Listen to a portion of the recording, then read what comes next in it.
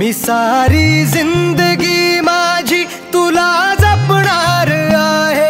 बहिणींनो, मायमाऊलींनो, तुम्ही ज्या भरोशाने भावाच्या नात्याने आम्हा लोकांच्यावर विश्वास टाकलेला आहे त्या विश्वासाला हा अजित पवार कधीही अंतर पडू देणार नाही। मी सारी जिंदगी माझी तुला जपणार आहे। तुझे सारे उन्हाळे हिवाळे पावसाळे आणि तुम्ही ज्या माझ्या हातावर ज्या विश्वासाने राखी बांधले, तुमच्या प्रत्येक कठीण प्रसंगात मी उभा राहील अशी मी या प्रसंगी ग्वाही देतो।